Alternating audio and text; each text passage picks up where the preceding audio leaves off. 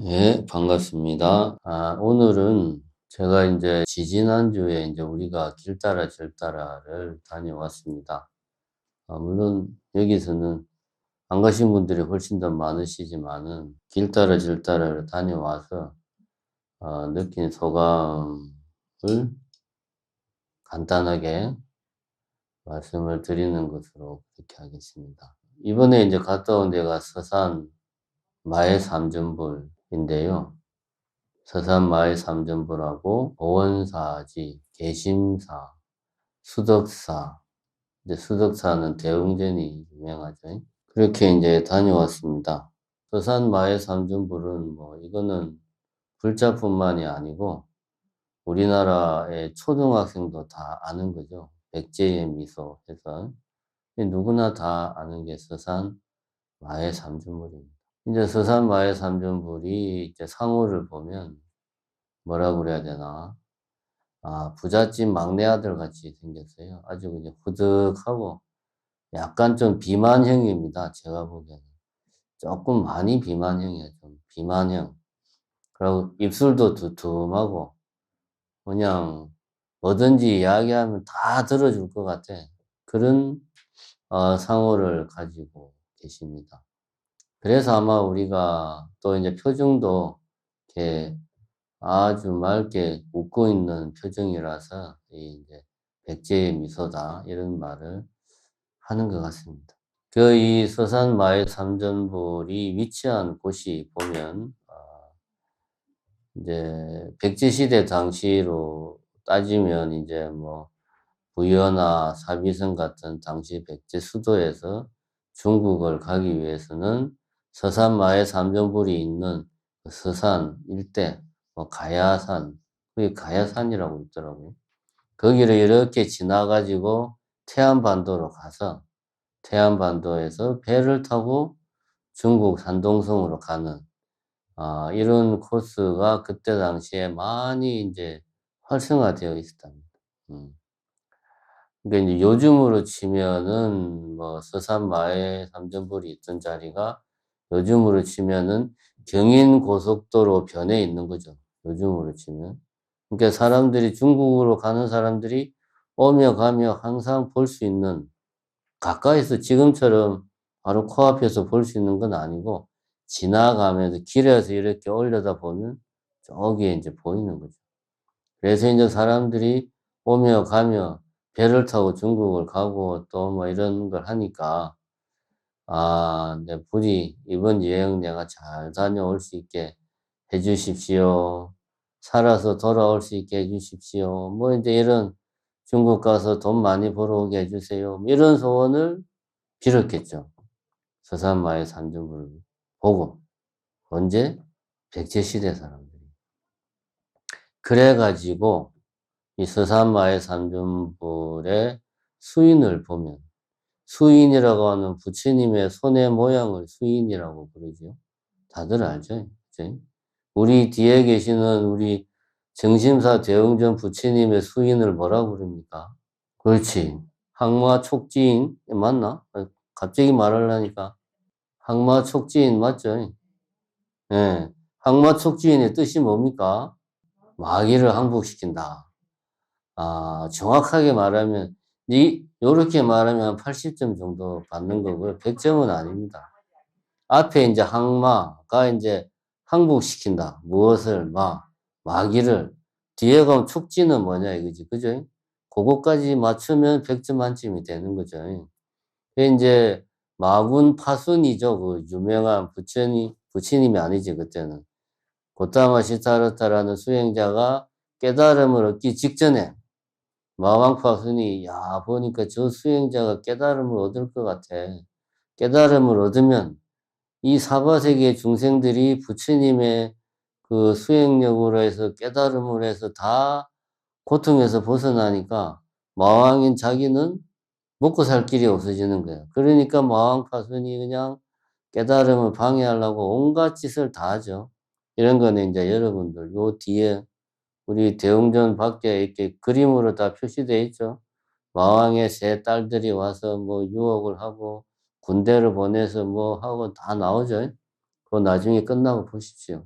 막 마왕파순이 굴복을 시키려고 그럽니다. 그러면서 이제 너는 아직까지 욕망이 남아있으니 깨달음을 얻지 못할 거다. 뭐 이러면서 이제 막, 깨달음을 얻지 못하게 방해를 하니까 부처님께서 나는 욕망을 굴복시켰고 나는 모든 욕망을 다 털어냈다. 그래서 나는 깨달음을 얻을 것이다.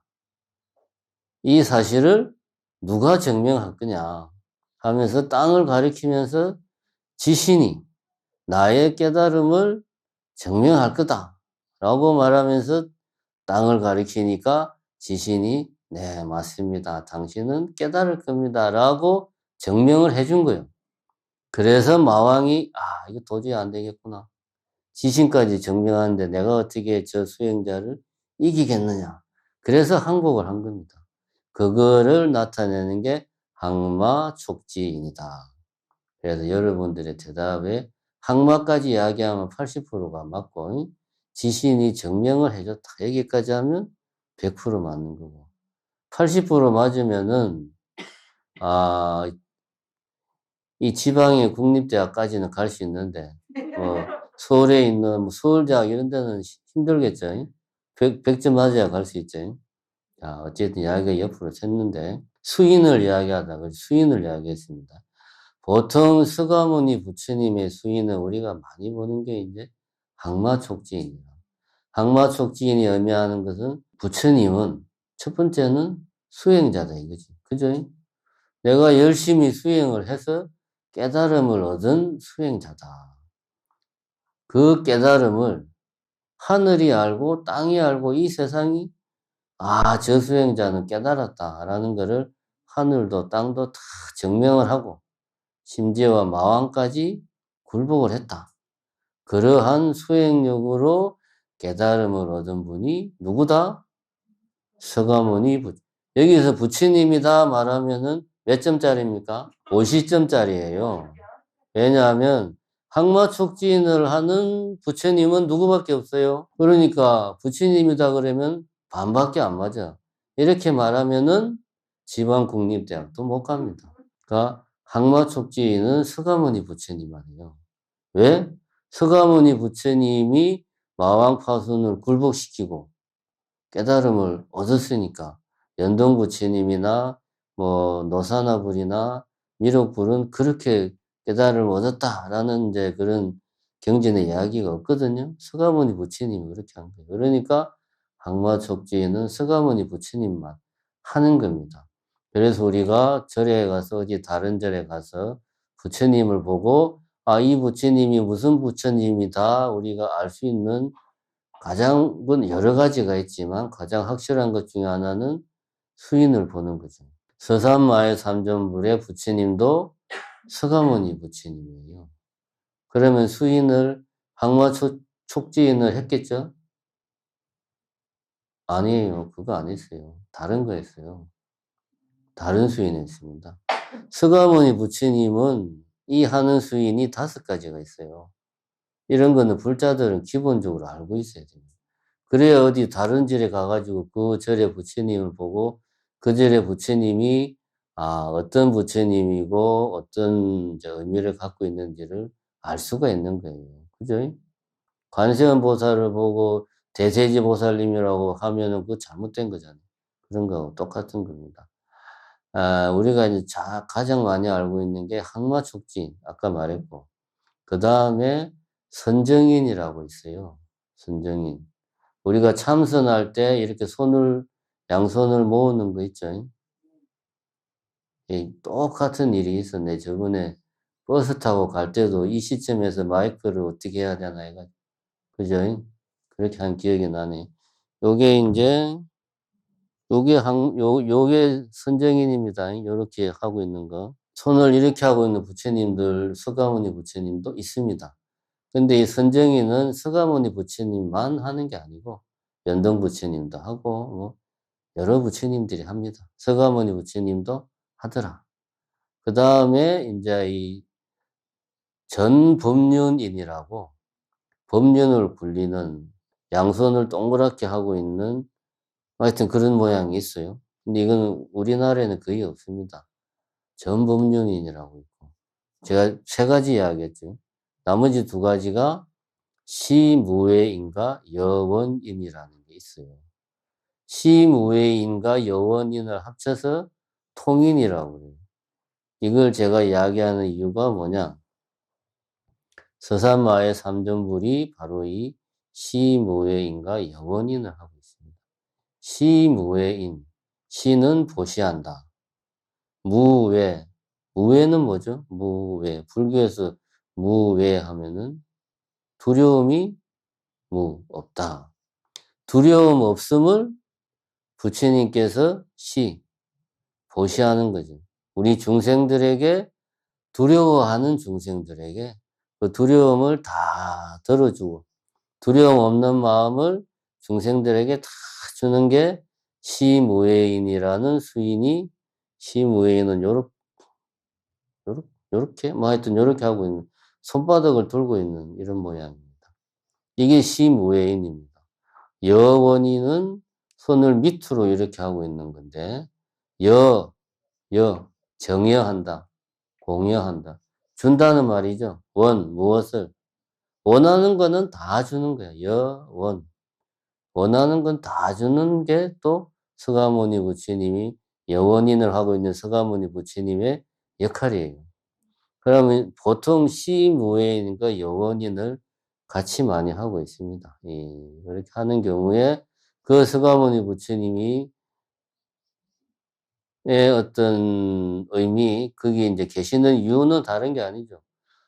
두려워하는 중생들에게 두려워하는 마음을 다 없애주고, 중생들이 원하는 게 있으면 원하는 걸 다 덜어주는 게 시무외인과 여원인을 하고 있는 서가모니 부처님이 하는 일이에요.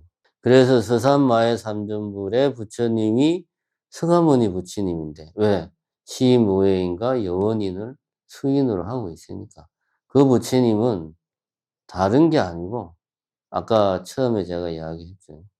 오며 가며 나그네들이 바위에 새겨진 부처님을 보고, 제가 바닷길로 산동성을 가는데 아무 탈 없이 잘 다녀올 수 있게 해주십시오라고 비는 거죠. 그죠? 제가 중국으로 유학을 가는데 가서 공부 잘하고 돌아올 수 있게 해주십시오라고 비는 거예요. 그래서 그 소원들을 다 들어주는 게 마의 삼전불이, 서산에 있는 마의 삼전불이 하는 일입니다. 정확하게 말하면은 그런 염원을 담아가지고 백제 사람들이 서산 마의 삼전불을 조각을 했겠죠. 그래서 항마 촉지인이나 선정인이나 전법륜인, 이렇게 바퀴를 포교하는 그런 수인이 아니고 시무외인과 여원인의 수인으로 서산마의 삼전불을 새긴 거죠. 근데 이거를 가만히 보면, 우리가 역사적 사실에서 보면 서가모니 부처님, 고타마 시타르타는 스스로 수행을 해가지고 궁극적인 깨달음을 얻은 분이 되고요. 그죠? 수행자입니다. 수행자. 서가모니 부처님은 엄밀하게 따지면 자기가 수행을 해서 영원한 행복을 증득하신 분이에요. 그 서가모니 부처님을 백제 사람들은 오며 가며 마치 산신령한테 소원을 빌듯이, 수행자인 서가모니 부처님한테, 산신령한테 소원을 빌듯이, 저기 바위에 부처님이 계시니까 소원을 빌어야지, 저 중국 잘 갔다 오게 해주세요 라고 소원을 비는 거예요. 뭐가 좀 안 맞지 않습니까? 신이 아니잖아요. 그죠? 신이 아니잖아요. 신이 아니고 내가 열심히 수행을 해서 깨달음을 얻은 그런 수행자인데, 왜 수행자한테 그렇게 막, 나 중국 잘 갔다 오게 해주세요, 나 공부 잘하게 해주세요 라고 빌었을까? 백제 사람들이. 우리는 이런 의문을 가질 필요가 있습니다.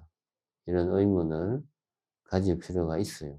자, 것의 어떤 역사적인 배경을 알려면 우리는 또다시 인도 사회로, 옛날 인도의 사회로 돌아가야 됩니다.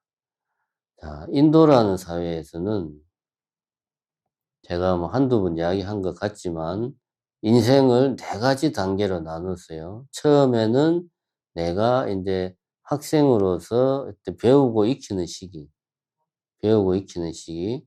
그 다음에는 결혼을 해서 가정을 꾸리고, 가정을 책임지고, 어쨌든 이렇게 가정을 내가 책임지고, 꾸리는 시기.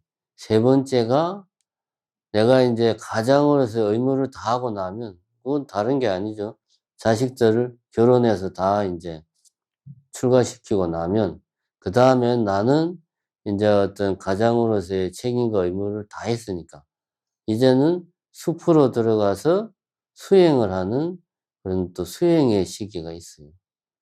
그리고 수행을 이제 숲에서 열심히 수행을 하다가 말년이 되면 그 무엇에도 얽매이지 않고 어디에도 머물지 않고 떠돌다가 유행, 떠돌다가 생을 마감하는 거죠. 그래서 대개는 이제 떠돌다가 어디로 갑니까? 바라나시로 가죠. 겐지즈 강이 흐르는 바라나시에 가서 겐지즈 강에서 인도 사람들은 거기서 죽음 맞이하는 게 그 사람들의 마지막 소원이잖아요. 그렇게 해서 죽음을 맞이하는 이런 단계의 인생은 이런 단계를 거친다. 라고 옛날 인도 사람들은 생각을 했고, 지금은 잘 모르겠습니다. 지금도 이런 생각은 하고 있겠죠. 그럼 이 단계에서 세 번째 단계가 수행하는 기잖아요.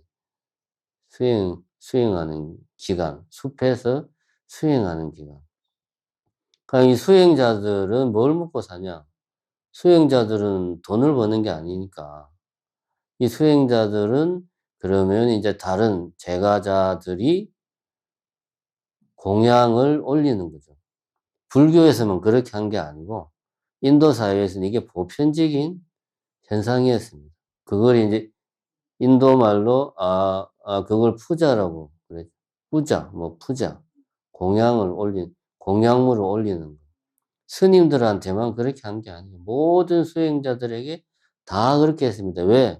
나도 언젠가는 내 애들 다 출가시키면 나도 이제 숲에 들어가서 수행할 거니까 당연히 이제 그렇게 하는 거고, 나는 여자라서 그렇게 못하지만 내 남편도 그렇게 할 거고 내 자식도 그렇게 할 거고 내 아버지도 그렇게 했고, 그러니까 남의 일이 아닌 거죠. 그러니까 당연히 그 푸자하는 게 인도 사회의 당연한 정서였습니다. 수행자에게 공양을 올리는 게 당연한 정서다. 그럼 여기에서 그냥 공양을 올리는 거에 대한 나름의 뭐 논리나 명분이 있어야 되잖아요. 그죠? 그 이제 논리가 그거죠. 수행자에게 공양을 올리면 큰 복을 짓는다. 그 복을 지어서 다음 세계는 더 좋은 몸을 받아서 태어난다. 복을 지어서. 이러한 생각이 우리 불교에서는 무엇으로 정착되어 있을까요? 어떤 단어로? 우리가 아는 단어 중에 이게 보시라고 말하면 한 30점 정도 되죠. 여기서는 비구는 뭐다? 복을 일구는 밭이다. 복전이다. 그런 말이 있잖아요. 스님들은 복밭이다. 복의 밭이라는 게 뭡니까? 신도들이 이 밭에다가 복이라는 씨앗을 뿌려. 그죠? 알아들었어요? 예. 신도들이, 그럼 그전에 몰랐다는 거예요? 쇠가 빠지게 이야기를 했는데, 이런 세상에. 신도들이 복이라는 밭에, 이 밭이 있는데, 밭에 복이라는 씨를 심는 거예요. 그러면은 이 복이라는 씨를 잘 키우고 이게 성장하면 그 씨에서 이제 열매가 맺히면 그 열매가 이제 복이 되는 거 아니에요. 그 열매를 이제 신도들이 따가는 거예요. 그럼 이렇게 이 모든 걸 해주는 밭이 바로 스님들이다. 이런 이제 그 논리가 불교에 있습니다. 그래서 비구는 복전이다. 복전, 복의 밭전자. 처음 듣는 이야기처럼 다들 왜 그렇게 다 아는 이야기죠. 스님들을 잘 시봉을 해라는 그런 이야기죠. 공양 올리고 시봉하고. 이런 게 이제 불교의 전통이 아니고 인도 사회의 보편적인 문화였어요. 아까 말했듯이 인도 사람들의 그런 인생의 그 사이클 속에서 인도 사회가 가지고 있던 하나의 보편적인 문화였습니다. 제가 이 이야기를 왜 하느냐? 방금 전에 이야기했죠. 고타마 시타르타는 수행자인데 사람들이 수행자에게 막 비는 거야.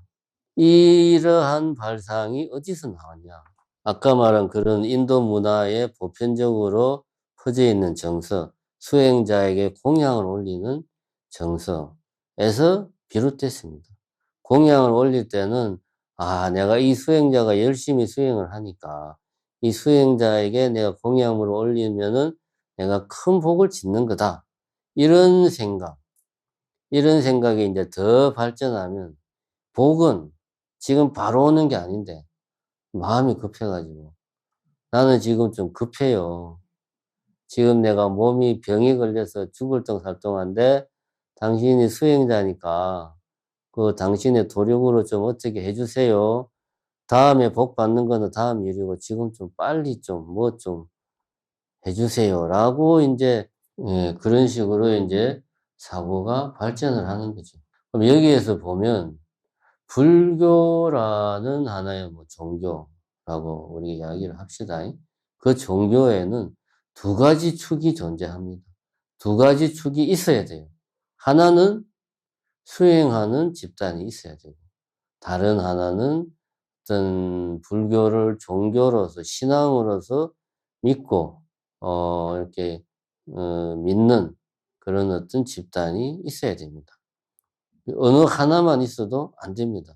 수행자만 있으면 수행자는 뭡니까? 공기만 먹고 살 수 없잖아요. 수행자만 있으면 아무리 고상하고 대단한 수행자라도 먹고 살 수가 없으니까 존재할 수가 없죠. 그 다음에 신도들만 있으면 이 신도들이 좀 신앙할 대상이 없어가지고 이것이 지속될 수가 없는 거죠. 이 두 가지 축이 다 필요합니다. 두 가지. 우리가 이거를 명심을 해야 됩니다. 그래서 어느 한쪽만 강조하는 것은 좀 편협한 생각이다. 예를 들어서 부처님이 서가모니 부처님은 스스로 수행을 해서 깨달음을 얻었으니까 우리도 열심히 수행을 해서 깨닫는 것만이 우리가 해야 될 전부다.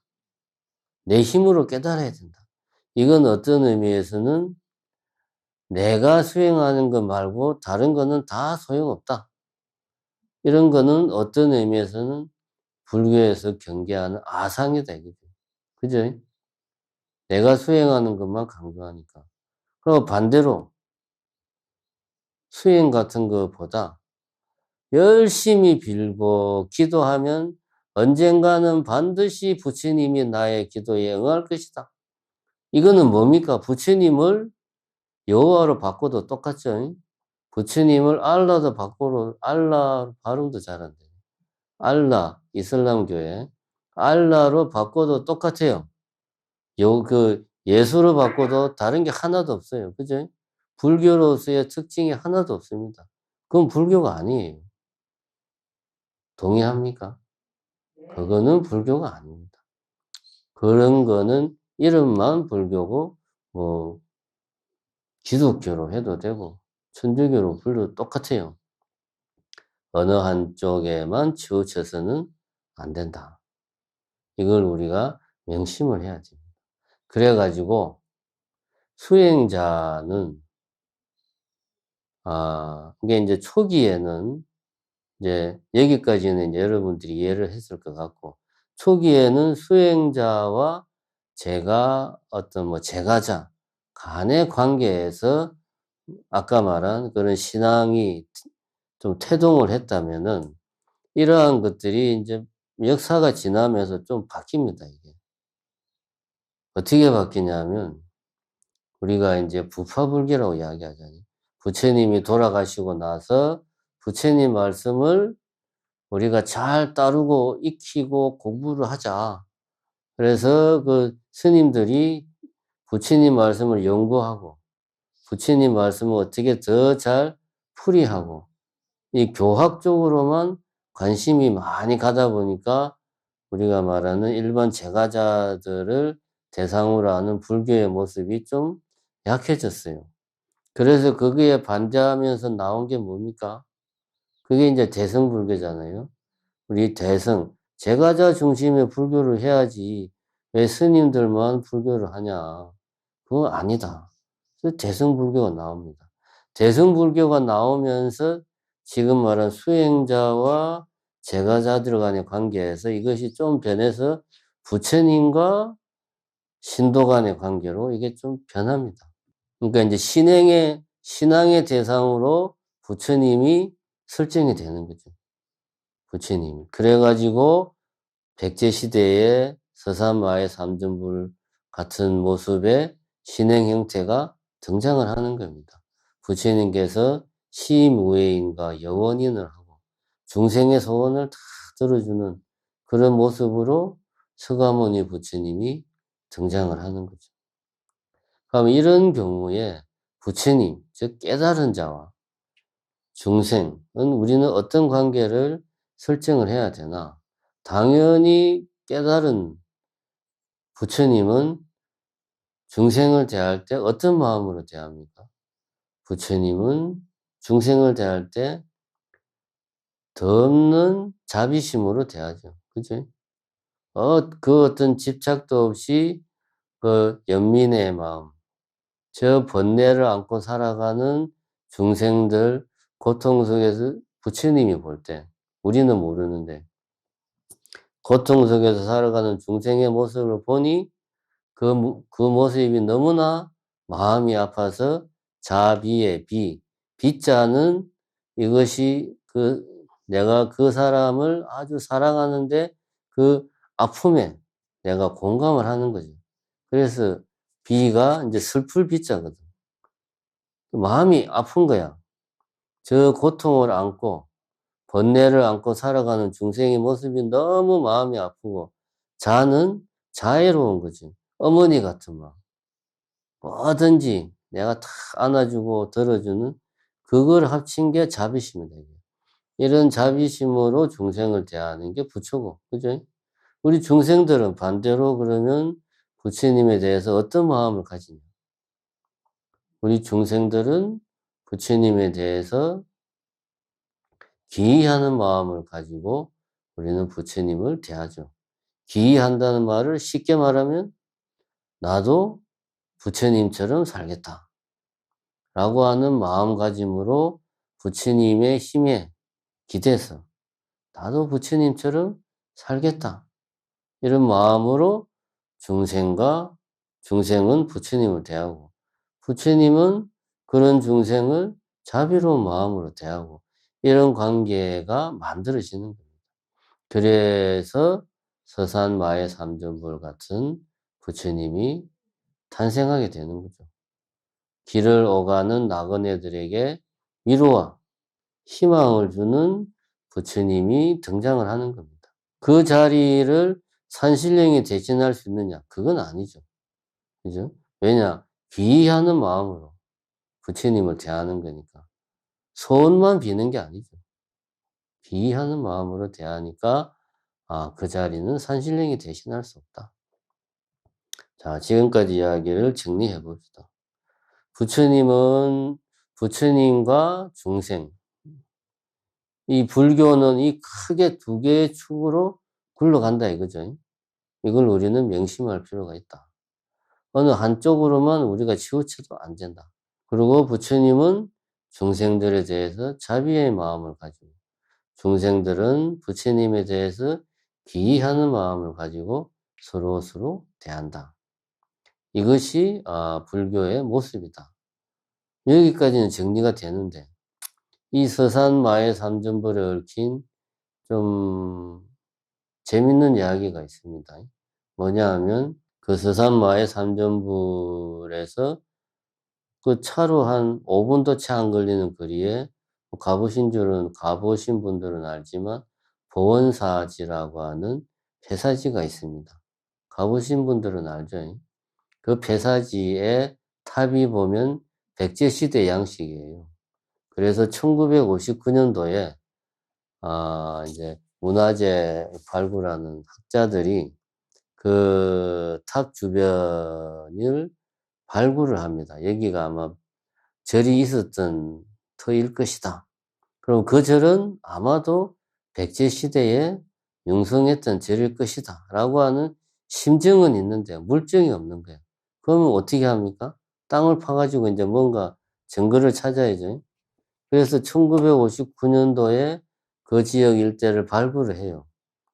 발굴을 하면서 마을 사람들한테 물어봤겠죠. 여기 말고 주변에 뭐 또 좀 뭐 문화재 비슷하게 생긴 거 없냐 물어보니까 어떤 나무꾼이 그런 말을 하죠. 산에 가면 산신령이 있는데 웃고 있는 산신령이 있어요. 근데 마누라가 둘이야.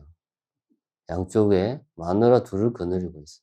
한 마누라는 다리를 꼬고 앉아 있고 그 옆에 있는 마누라는 그 다리를 꼬고 있는 마누라가 미워서 돌로 그냥 확 돌로 펴려고 한 손에 돌멩이를 쥐고 있는 그런 게 있어요. 라고 이야기를 하는 거예요. 그래서 이야기를 들은 그 이제 교수겠죠. 교수가 이건 뭔가 좀 있는 것 같다. 가서 보니까 그게 뭐였습니까? 서산마의 삼전불이었어요. 자, 백제 시대에 그 지역에 살던 사람들은 뭐 심의회인이다, 여원이다 해서 부처님, 서가모니 부처님을 조각을 하고 좌측에는 미륵보살, 우측에는 제와갈라보살. 여러분 제와갈라보살이라고 들어본 적 있어요? 없죠? 그런 거를 이미 백제 시대에는 그 바위에다 새겨가지고 모셨어요. 백제 시대 사람들은 부처님을 새기고 부처님을 모시고 뭐 막 그랬는데 그 지역에 살던 사람들이 천년이 지나가지고는 부처님 보고 뭐라 그럽니까? 산신령이라고 그러잖아요. 그죠? 사실입니다. 이건 지어낸 이야기가 아니고. 산신령이라고 그러고 또 양쪽에 있는 보살님들은 뭐라고 그랬어요? 마누라라고 그랬잖아. 산신령이 욕심이 많아서 마누라를 둘이나 데리고 있다고. 또 마누라는 서로 막 시기 질투하고. 이런 이야기가 있습니다. 실제로 발굴 당시에. 이 이야기가 의미하는 바가 뭐냐? 그 지역이 뭐 서산, 태안, 부여 이 지역이 백제 시대에는 분명히 불교가 융성했던 곳이다. 왜냐? 백제는 불교를 받아들이고 불교를 국교로 해가지고 불교를 중심으로 해서 백성들을 통합시켰으니까. 그래서 불교가 융성했어요.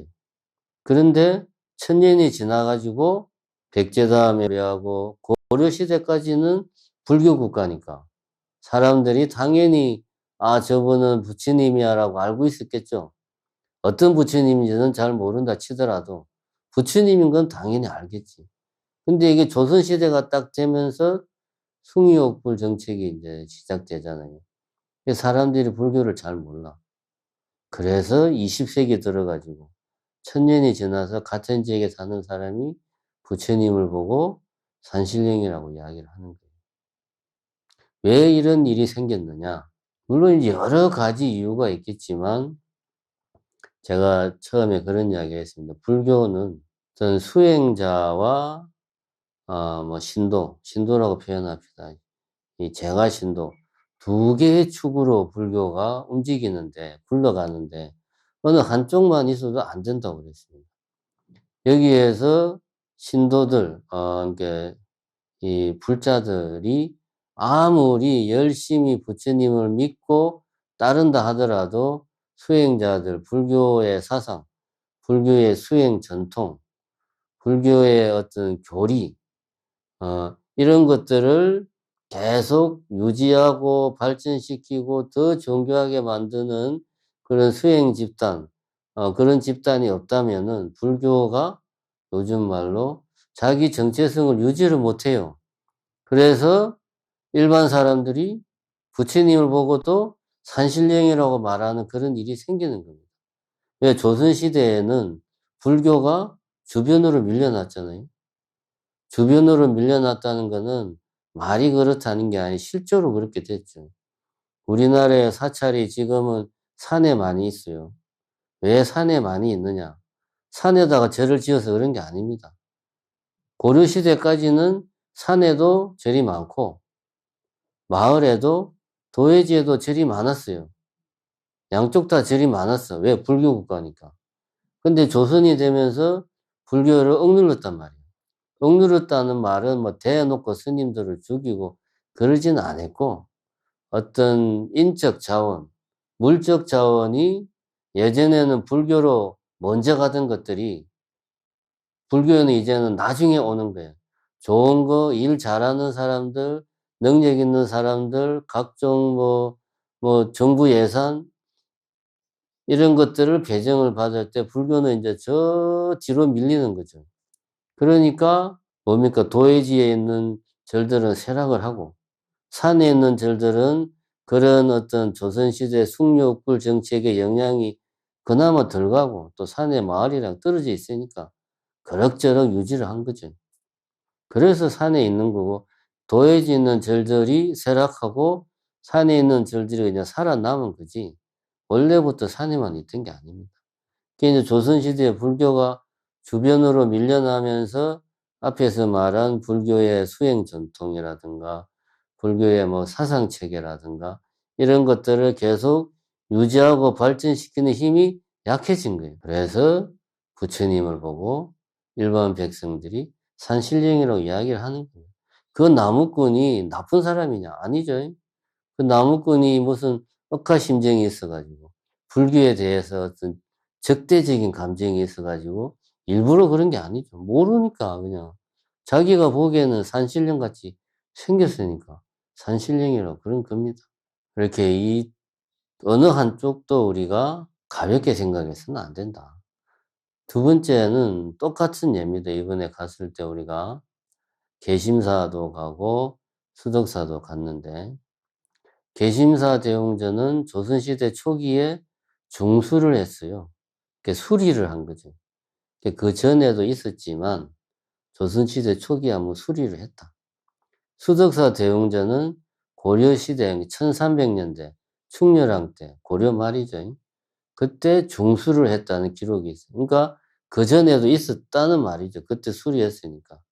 수덕사 대웅전은 고려시대에 지어진 거고 개심사 대웅전은 정확히는 모르지만 어쨌든 조선시대에 수리를 한 거고. 근데 완성도가 어느 쪽이 더 뛰어납니까? 수덕사가 훨씬 뛰어나죠, 대웅전이.